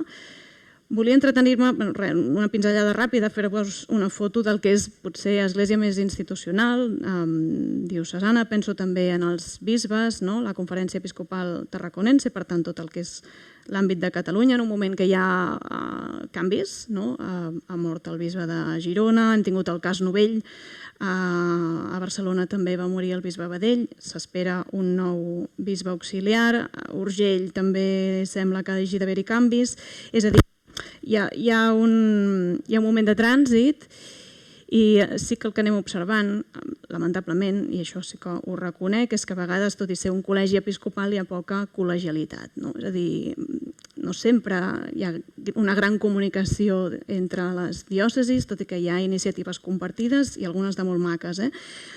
Crec que pesa un cert, en l'estat anímic, la crítica social, que fa l'efecte que socialment no pinten massa res, un bisbe a dia d'avui no té una gran transcendència, i després hi ha una dinàmica estructural de bisbes paracaigudistes que tampoc saben ben bé on van a parar i que no són escollits per al poble en el que han de servir. He esmentat aquesta manca de coordinació d'informació, però crec que això passa no només en la realitat episcopal, sinó en molts altres àmbits. Però hi ha moltes altres coses que també m'agradaria apuntar. Crec que sí que hi ha àmbits de catequesi on s'ha fet un esforç d'intentar innovar, veurem a veure això cap on va. Amb joves també poso aquí un interrogant. Sabem que patim de compromisos febles, ho veiem en el teixit social i associatiu, la gent dura poc o no veu uns horitzons molt definits, pesa també, evidentment, el cadascun a la seva, i això afecta l'Església perquè som d'aquest món. Coses on també hauríem d'anar apuntant i anar veient que falten relleus en els moviments també de parròquies, És a dir, hi ha coses que estan com caducant i calen nous compromisos, noves persones. També hi ha tot allò d'un cristianisme viscut amb contradicció, és a dir, jo crec en això però no em sento representat, sí, però a vegades em sento més còmode amb els de fora que amb els de dins, tot això existeix. I després hi ha una xarxa que em sembla invisible, que convindria explicar-la molt més insistentment i amb veu forta i valenta, que és una xarxa de resistències. Gent que capta que hi ha alguna cosa en el fons que ens hauria de fer confiar, i aquí és on hi ha possibilitat d'aliances interessants. Penso, per exemple, molt concretament, una iniciativa que s'ha impulsat des de l'àmbit universitari. Blanquerna fa una setmana estava convocant un congrés, el primer congrés internacional de llibertat religiosa i de consciència. Per dir què? Doncs que tenim dret a creure en el que volem i dret a no creure i que estem cridats a conviure en la diversitat. Això s'ha fet amb gent de tota Europa i crec que ha estat l'inici, veurem la continuïtat, però d'un discurs interessant. He parlat del sínode, que no estem inventant la sopa d'all, sembla, però que aquí fa falta un observatori de què és el que s'està treballant, i això fer-ho a nivell de Catalunya també serà interessant. Ens donarà pistes, en tot cas. Coses que funcionen que val la pena tenir en compte. Crec que la vida religiosa encara il·lumina i sacseja i qüestiona i ho fa des de la humilitat i per tant això li dona un discurs molt creïble, però encara no és prou coneguda. És a dir, per exemple, quan trobem debats públics sobre el celibat, ningú explica en realitat això quin sentit té, i sempre surem a la superfície. Deixo aquí, apunto una línia de pensament. En els barris segueixen havent-hi persones molt generoses disposades des de les parròquies, des de grups que treballen amb els veïns, tot això a vegades molt en anonimat. Hi ha converses, hi ha grups que existeixen, que estan fent trobades concretes amb el món polític, això és interessant, si algú té interès en participar-hi, gent que està activa en el món polític, sensibilitat des de la perspectiva de l'humanisme cristià i des de la perspectiva eclesial, quin missatge es dona a la gestió política, amb converses potser no públiques, però intentant fer ponts en un món que els últims anys ha treballat una mica en paral·lel. Després tenim una mena de star system que es pot criticar més o menys, però de gent que puntera amb iniciatives socials, solidàries des de l'Església, que donen credibilitat. Penso en un projecte de Santana, sí, hospital de campanya, tenim aquí en Morlands, per tant Peyo, Vicky, etc. Tenim un convent de Santa Clara, Manresa, amb una Lucía Caram, que també és far per molta gent. Hi ha aquestes personalitats que fan passar un missatge que és interessant que algú reculli. I mediàticament, de vegades, donen aire a una església castigada i plena de tòpics. Experiències concretes d'acollida, en el cas dels refugiats ucraïnesos, molts, i sovint en comunitats que ja havien acollit altres onades anteriors. Per tant, que no només l'Església es deixa portar pel que ara toca fer, sinó que ja té la consciència prèvia i, com dèiem, donen resposta als que ja estan organitzats.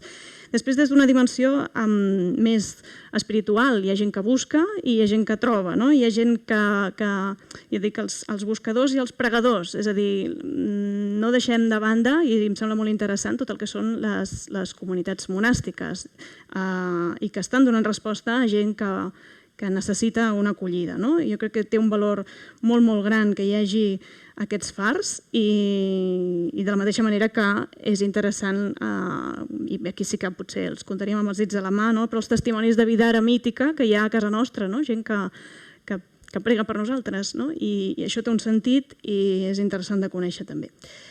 Una altra iniciativa concreta, molt ràpid, la Tribuna Joan Carrera, es va convocar ara fa un mes, i intenta posar en comú tota una xarxa d'entitats d'església que uneixen també una sensibilitat especial pel país, una església, per tant, arrelada a Catalunya. I aquí es treballa això, per evitar les capelletes, que són un perill molt gran.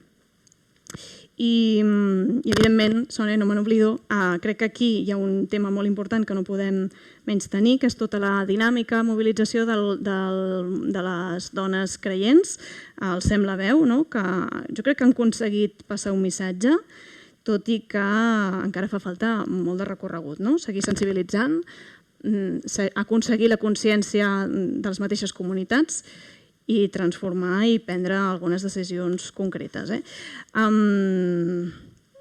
Sí, ara potser, així com a retrat global, estaríem aquí.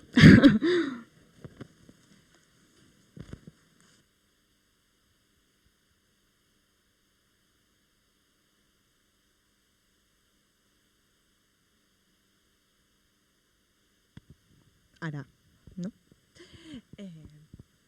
Gràcies, i gràcies també per no centrar-te en aquesta part més grisa de la nostra església que tots i totes coneixem i que potser s'agraeix la mirada esperançadora. I ara farem una ronda més ràpida perquè després ja pica-pica. Després ja pica-pica, no marxeu a dalt al claustre. Però evidentment us volíem demanar aquesta mirada crítica, si us plau, també.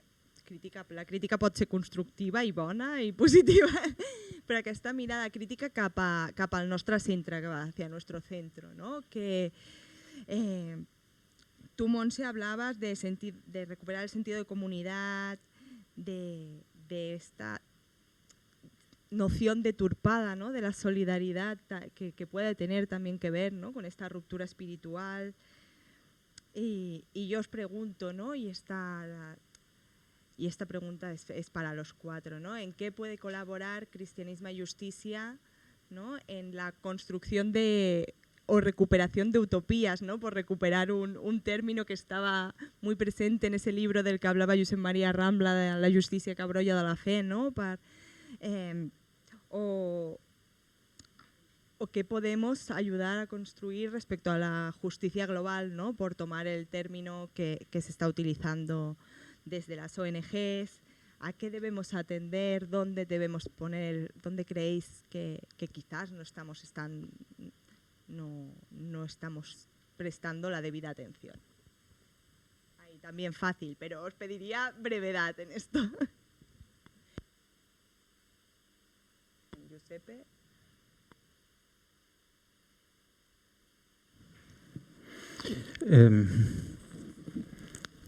Desde mi mirada y también leyendo la experiencia que hacemos nosotros en Milán, creo que para hacer esta contribución por construir algo de nuevo, algo de más justo en el avenir, tenemos que desafiar un riesgo, que es el riesgo de la tristeza.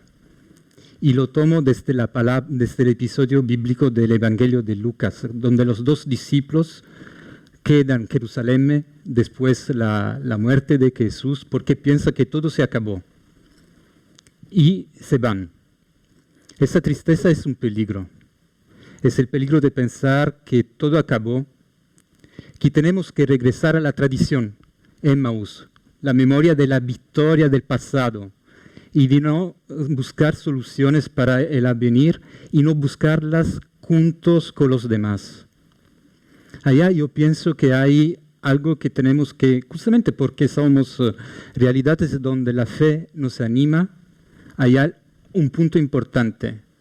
Saber encontrar en ese mundo roto, mundo donde hay el bueno y el malo, sale todo, encontrar lo que nos habla de la esperanza, junto con lo que es el mal, el sufrimiento, la injusticia, pero mirar esta esperanza porque nos ayuda a buscar el camino, Otra cosa que me parece importante, eso es también una relectura de la pandemia y de la guerra. Esos eventos son extraordinarios, pero nosotros nos hemos quedado como sin respuestas, sin medidas, desamparados. No podemos tener un plan para todo. Hay otra urgencia extraordinaria. No podemos hacer un plano ahora para arreglarla, pero podemos estar preparados con la reflexión y a profundizar nuestra manera de vivir las cosas.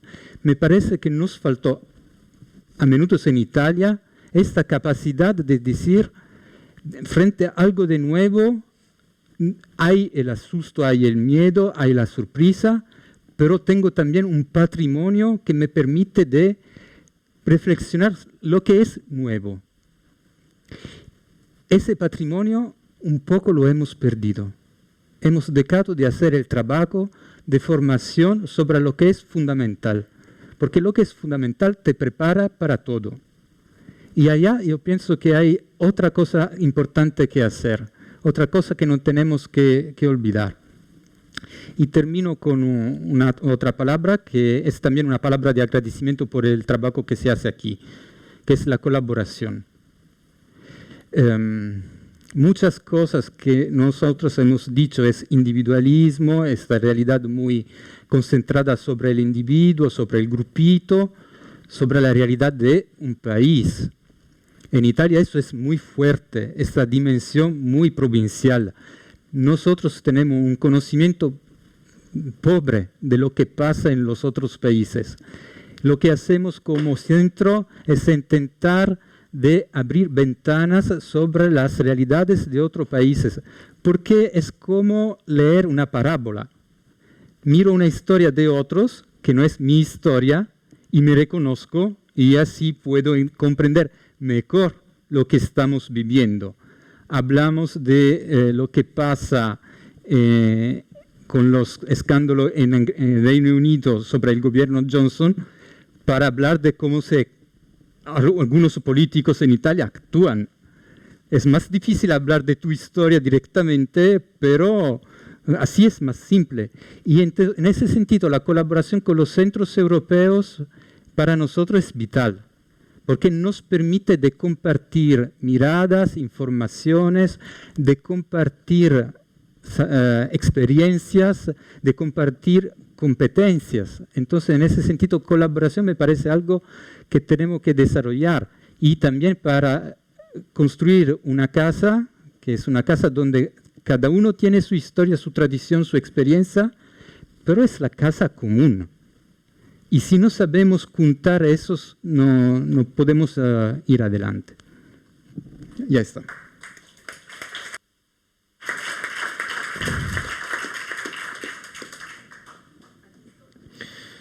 Bueno, yo entendí la parte de lo pica pica, entonces que voy a ser rápido. Tu pregunta es muy bonita, ¿no? Porque lo que estás preguntando es cómo podemos recuperar las utopias y cómo podemos ser parte de ellas. Y bueno, yo diría que hay tres cosas que tenemos que valorar. Y por ahí puede pasar parte de nuestra respuesta. Tres cosas que tenemos que valorar. La primera, tenemos que valorar la importancia que nuestro mundo da a la necesidad de descansar, ¿no? Y ahí creo que tenemos que volver a los relatos de la creación, ver lo que significan, entenderlos en su sentido espiritual más profundo. Pero creo que tenemos que volver también a Ignacio en los ejercicios, traduciéndolo muy mal, cuando hay gente que sabe mucho más de que tú sobre un asunto, entonces habla mal de ese asunto que para garantizar que no estás intentando enseñar a nadie. No, pero lo que Ignacio dice sobre, bueno, si la gente está cansada, en desolación, entonces no le des materias muy serias para la oración, pero déjalas llevar su tiempo y recuperar, y después sí. Primera cosa es esa, creo que tenemos que valorar la importancia que nuestra sociedad da a la necesidad de tener lugares para descansar. Y para eso creo que lo que hacemos tiene que ser agradable, ¿no? Nuestros espacios tienen que ser agradables, nuestra manera de escribir tiene que ser agradable, nuestras sillas tienen que ser agradables. Es que es muy más importante de lo que muchas veces pensamos, ¿no? Entrar en una casa que tiene verde, que tiene plantas o árboles, o bueno, pero que dice a la gente que aquí sí puede descansar, que no tiene que estar corriendo como está siempre en toda su vida, pero que puede pensar calmamente con nosotros, puede discutir calmamente con nosotros, puede sentarse calmamente con nosotros, y ahí creo que hay algo que no es sociológico, es profundamente espiritual. Construir lugares de descanso en los cuales la gente pueda descansar físicamente, en nuestra escrita, todo. Bueno. Segunda cosa que creo que tenemos que valorar es la importancia de la forma, ¿no? Tenemos en la estética del siglo XX esa frase muy lapidar que la forma es también contenido. Creo que sí, que es verdad. La forma es también contenido.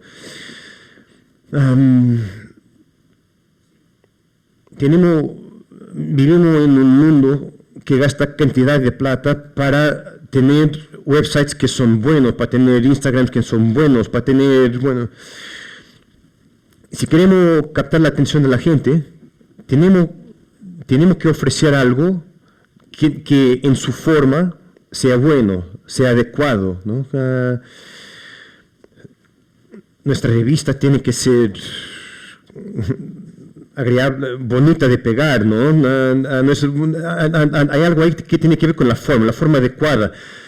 Nuestras sesiones, nuestros cursos tienen que llevar el tiempo suficiente, no más que el tiempo que es suficiente, ¿no? La forma, bueno, creo que hay algo, valorar la importancia del descanso, pero valorar la importancia de la forma también, para poder garantir que la gente quiere oír lo que está diciendo, ¿no?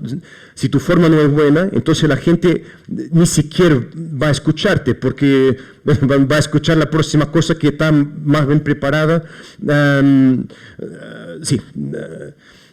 Decía en la comida que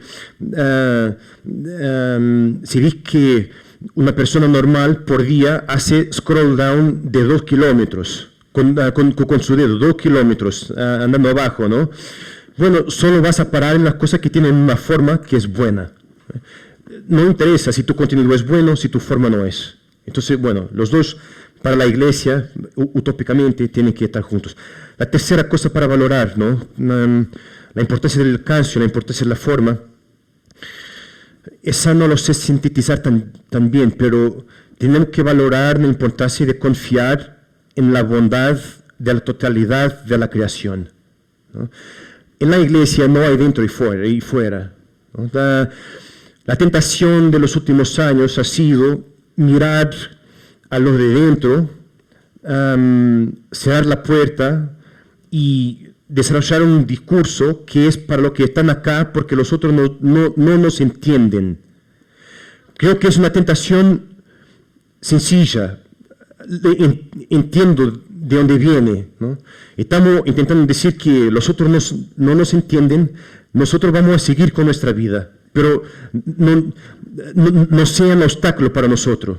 Yo creo que está fundamentalmente errado, ¿no? La gente la totalidad de la creación es buena, dentro y fuera, y ahí tenemos que encontrar bondad, dentro y fuera. Yo trabajo mucho con artistas contemporáneos, ¿no? Que no son cristianos, no son nada, son gente muy seria en su vida, muy seria en su búsqueda por una vida que es buena, que es justa, que no hay dentro y fuera, hay bondad en todo lugar, hay paz en todo lugar, hay alegría en todo lugar, y ahí creo que podemos encontrar evangelio y podemos ser evangelio, y si valoramos la bondad de la totalidad de la creación, entonces creo que ahí la utopía es posible también juntamente con las otras cosas, y sí, pero la nota es de mucha esperanza y no de pesimismo ni de tristeza. Sí, mucha esperanza.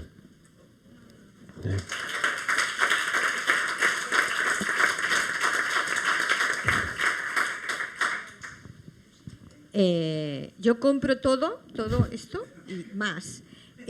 Obviamente yo no voy a criticar a nadie, es que yo voy a decir eso justamente, ¿no? O sea, tenéis que seguir haciendo lo que estáis haciendo. O sea, ser un centro de pensamiento, reflexión y encuentro. Porque eso es lo que más falta nos hace ahora, básicamente, ¿vale? Pero, sobre todo, incidiendo en la resurrección, incidiendo en la utopía y en la esperanza. Porque no sé si un poco veis que estamos instalados en el apocalipsis. O sea que estamos abusando de la distopía, que todos los relatos son distópicos y que el abuso de la distopía es vamos a morir todos y no se puede hacer nada. O sea, es absolutamente contrarrevolucionario. O sea, no nos vale. O sea, necesitamos recuperar la esperanza y la utopía. Y si no somos nosotros, ¿quién? O sea, ese es nuestro relato y en eso tenemos que insistir y confrontar todos esos relatos de apocalipsis, de que ya está, vamos para allá con el cambio climático, con la ultraderecha, con todo. No. Como no se puede hacer nada, sí se puede, pero eso es misión nuestra, ¿no? Es nuestra misión más original, ¿no? Hacer eso, y creo que ahí es importantísimo. Hay mucha gente que lo está diciendo, Marina Garcés lo explica muy bien, que la mitad de los intelectuales de este país son profetas del apocalipsis, y es como no, o sea, tenemos que hacer frente a esos discursos, ¿no? Y luego yo sí que veo muchas oportunidades, no estamos como en otros momentos de la historia que eran profundamente ateos y laicos. Estamos en un momento de eclosión de espiritualidades. En este momento de falta de sentido, todo el mundo necesita, se ha generado un supermercado de las espiritualidades, y a más malestar social, más industria del bienestar. O sea, la industria del mindfulness, del bienestar, o sea, son millones, ¿no? Entonces, os he traído un dato. Blackstone, el fondo buitre de los más importantes del mundo mundial, ha comprado una app de meditación que tiene 65 millones de usuarios en todo el mundo. ¿Quién fundó esta app? Un señor que estuvo 10 años formándose con los monjes budistas, y ahora está en Silicon Valley y su empresa factura $100 millones al año. O sea, eso significa que la gente necesita meditación, necesita silencio, necesita ese descanso que no da esta sociedad, ¿no? Y la gente va a buscarlo, va a buscarlo a las nuevas espiritualidades neoconservadoras, a sitios locura, a terapias surrealistas, pero en realidad está buscando lo que nosotros tenemos. Entonces, creo que es una oportunidad aprovechar esas conexiones, esos espacios, esas conexiones, porque realmente la gente lo necesita. Esa idea de necesitamos espacios de descanso, yo se lo dije a Xavi, no me ha hecho ni puñetero caso, pero yo se lo dije. Sí, exacto, culpa de Xavi. Una de las cosas que le dije fue teniendo en cuenta a la gente de los movimientos sociales y activistas políticos, ¿vale? De aquí, que en toda la locura del activismo necesitan calma, necesitan poder pensar, necesitan poder pararse. Y yo le dije, eso es un negocio, vamos a abrir eso, vamos a hacer eso. Vamos a generar espacios con todos los lugares de retiro que tenemos, con todos los espacios que tenemos de silencio. Sencillamente vamos a ofrecerles silencio. Y lo vamos a conseguir, porque eso es justamente lo que está necesitando además la gente más activa políticamente, ¿no? Y obviamente lugares de encuentro de nuevos ecumenismos. Una de las cosas que nos está pasando es que estamos perdiendo de vista en todos esos barrios, esas periferias, en todos los polígonos industriales, hay miles de iglesias migrantes que no tenemos ni idea ni de lo que dicen, ni de lo que hacen, y además cuando hablamos de ecumenismo no existen. Cuando hablamos de ecumenismo nos juntamos con los 4 líderes espirituales más importantes, y también hay un montón de religiones periféricas que no están en nuestro radar y que también ahí tenemos un espacio de encuentro, relación y tal, ¿vale? Y por supuesto el tema y la valentía, que creo que también lo hacéis, pero más, para reinventar todas las instituciones y todos los lenguajes, ¿no? Yo estuve en ese sínoda, que sembla que nos hemos inventado efectivamente no se sabe qué cosa, pero bueno, han pasado cosas interesantes. A mí me invitaron a un encuentro con el nuevo obispo auxiliar de Cornellà, que también dices, un bisbe periférico, molt bé, con el Sergi Gordó, y efectivamente era un encuentro con gente que no era de la Iglesia, para ver qué opinaba de la Iglesia. Y era súper interesante, porque obviamente hay un rechazo absoluto a la jerarquía, a la institución, el tema de la mujer. Le dijeron de todo al obispo de plan, mientras no cambiéis esto, no nos llaméis a más sitios. O sea, como clarísimo que el tema de la mujer era un bloqueo con el resto de la sociedad muy bestia, con los jóvenes muy bestia, y el tema obviamente de los abusos a menores, pero toda la parte de ayuda social, todo ese reconocimiento de ese trabajo era devoción. O sea, como ven dos iglesias diferentes y hay una por la que se apuesta y otra que se rechaza de frente, pero que claramente se le dijo al obispo cambiar esto y entonces vais a poder entenderos con la sociedad, ¿no? Y en ese sentido, pues yo creo que, bueno, dar espacio justamente en estos espacios a la gente más joven, como ya estáis haciendo, ese grupo de lectura que me parece fantástico, que tenéis un grupo de jóvenes que es adorable, que son súper listos todos, que es como, ese es el espacio de futuro, ¿no? Hacer caso de todo lo que propongan, por más loco que sea, porque ahí está la conexión con el futuro, ¿no? Entonces, cuando yo en el blog de Cristianismo y Justicia veo el post que hizo Pau sobre Rosalía, diciendo una canción de Rosalía que decía segundo es chingarte, lo primero es Dios, y yo veo eso en el blog de Cristianismo y Justicia y digo, ahí nos vamos a entender con el mundo. O sea, hace un post fantástico de la espiritualidad, el cuerpo, la sexualidad como conexión. Bueno, hace un texto magnífico, pero ahí está. Rosalía, chingarte es Dios, y yo lo paso a toda la gente atea de mi alrededor y dicen, hostia, ¿qué es esto?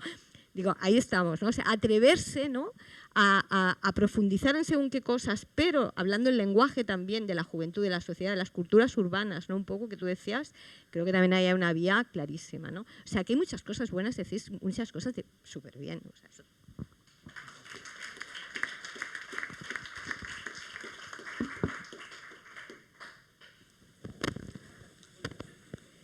Jo soc la que faig soroll.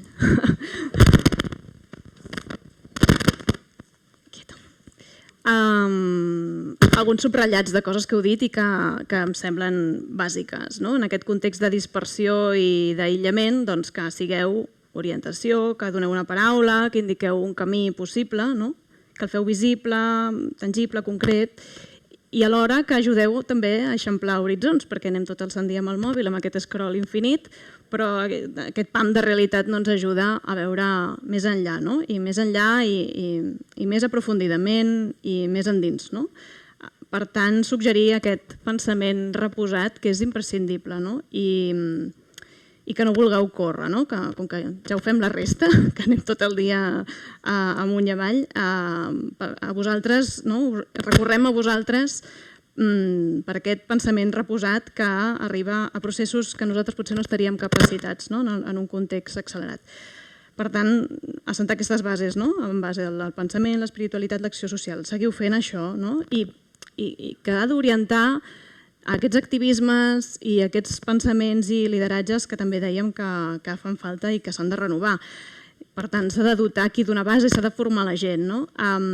Sempre diem que hi ha molta feina a fer, que calen més mans, no? Segur que és algo recurrent en les vostres converses de quan intenteu muntar, organitzar alguna cosa. Qui farà això, fins quan ho podrem sostenir? No? Hi ha aquest desgast.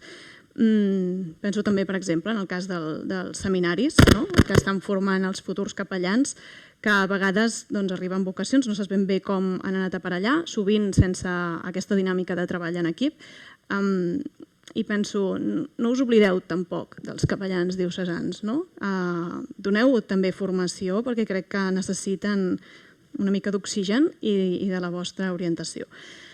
També crec que és important que no perdem de vista, ara veia per aquí en Mas Llorenç, les escoles, un lloc on hi ha molta vida, i no per utilitzar-les, no per anar allò amb us portem la maleta pedagògica, no, sinó per escoltar, per observar, per comprendre, per posar el termòmetre i veure les famílies que els preocupa. Jo crec que és un lloc també de diàleg, fe i cultura, perquè també passa quan comences a portar els fills a l'escola, quan neixen, de fet, quan neixen et fas la pregunta de quina mena de pare i mare vols ser, com vols educar els teus fills. Llavors aquí hi ha un moment com de crisi vital o de recuperar uns fonaments. Doncs en aquestes edats que estàs veient créixer els teus fills, que cada vegada, a cada etapa et pregunten coses diferents i t'exigeixen coses diferents, crec que és bo cuidar aquesta formació humana i també des del pensament, l'espiritualitat.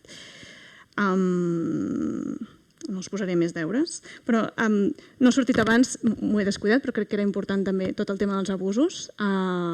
L'Església està fent una feina, costa de veure a vegades, no? Només introduir una cosa, perquè se'n diuen molts de temes d'aquests i potser no diria que no en sé prou, però sí que trobo a faltar una paraula reconciliadora sobre les persones que han estat agressores en aquest cas. Què fa l'Església amb aquests perfils i com teològicament les bases de la fe, de la nostra fe, ens porten a acompanyar i a treballar amb aquestes persones. Molt lluny de la política de càstig social a la que se sotmetria en aquests casos si els portéssim a la plaça pública. I una última cosa que em sembla que és important, en la línia de generar discurs, que crec que fa falta ocupar minuts de presència pública, de trobar més esferes, calen bons oradors, gent que amb tot aquest coneixement i aquests pensaments els puguin portar més enllà. Ara que veia aquí sector IQS amb aquest podcast que heu engegat, també és potser semblaria una petita anècdota, però és un exercici d'intentar explicar temes de frontera i com els pensem des de l'humanisme cristià. També penso en allò que deia abans el Quico Riera, que buscaven creadors d'opinió, influir en aquests... Doncs sí, per què no? Influir en aquests futurs o predicadors de present. No oblideu el tema de l'arrelament, d'un diàleg que s'ha de fer en un país que a vegades ha vist, massa sovint, vulnerats els seus drets humans i els drets dels pobles, per tant, que exerciu també un treball de formació en la desobediència activa. Tenim l'exemple de tot el tema de la no violència, seguiu per aquí. I ara que veia també la Carme, no n'he parlat de la xarxa Laudato Si, però em sembla també un exemple d'aquests que oxigenen i que ens ensenyen que a l'Església és possible col·laborar i fer-ho des de diferents fronts. El missatge del Papa en aquest sentit és molt clar, una ecologia on tots hi tenim espai i no podem desaprofitar recursos. Per tant, aquest punt de generositat, de compartir, de fraternitat i de col·laborar i, com deia abans, fugir de les capelletes i, per tant, ser una església més evangèlica en aquest sentit. Res més.